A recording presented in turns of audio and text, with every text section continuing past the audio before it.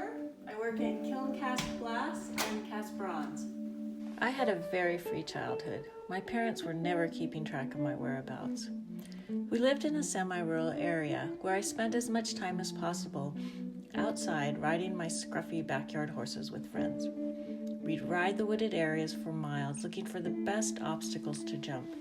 We'd look for the perfect fields for racing, and we'd even swim our horses in the lake while we rode on their backs. My dad was an avid environmentalist. With his influence, my family skied and backpacked all over the Cascades. Today, I still feel peace and draw energy from my time spent outside. I find inspiration in the elements and in the changing seasons. Whether I'm backpacking into remote wilderness areas, cross-country skiing through silent snow-covered forests, taking in the sunset shimmering on the water while paddleboarding, tending my chickens and urban farm, all of these experiences directly feed into my art practice. The overreaching theme in my work continues to be my love for the environment, reflecting on a concern for preserving open space and for capturing the memories of joy it brings me.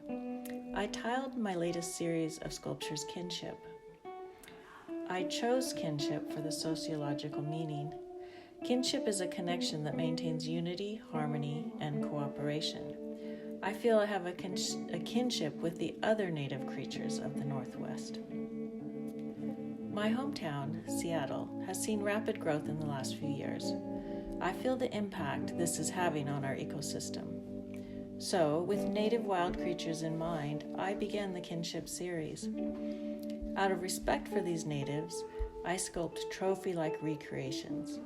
They are similar to a hunter's taxidermy trophy, except that my trophies capture their beauty through glass and bronze.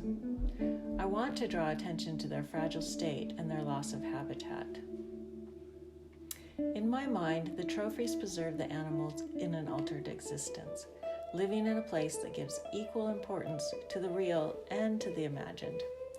I imagine these native creatures are gathering up bits of their surrounding environment on their backs or maybe on their heads and moving on in search of a quieter place. My biologist tendencies flow into my studio. I gather natural objects and I record them through mold making. Wax is essential to my process. Everything that I sculpt in my studio starts with a block of wax. Glass and bronze replicas of my garden and the forest become part of my sculptures.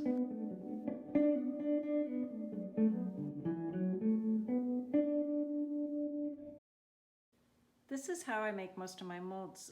They're rubber. Here's a stick that I found at Pilchuck and the mold for it. So I make a rubber mold around the object, and then I make a plaster backup mold.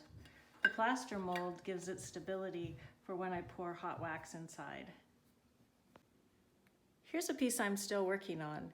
The leaves in the background here will become a glass background for this wall piece. I wanted to point it out because here's an example of how I can use these natural elements. These pods I used to create these 4 bronze elements in the glass here. And then these shapes here are the same thing cast in glass.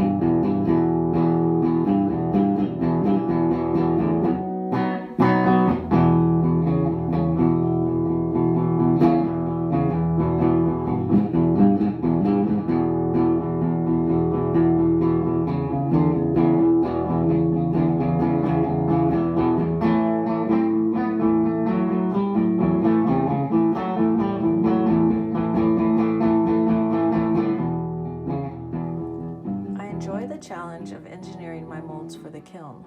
I set them up in complex ways that allow me to separate or mix colors to my advantage. I keep detailed notes on color combinations and the way the glass is fed into the mold. I think a background in painting makes color particularly important to me.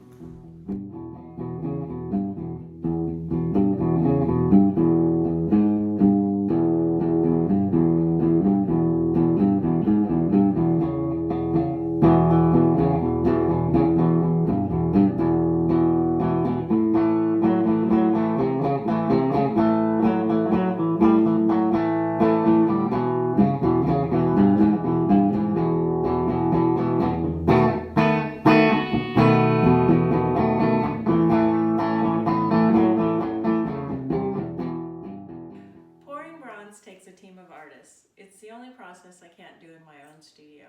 So I go to Pratt Fine Arts Center and I use their foundry.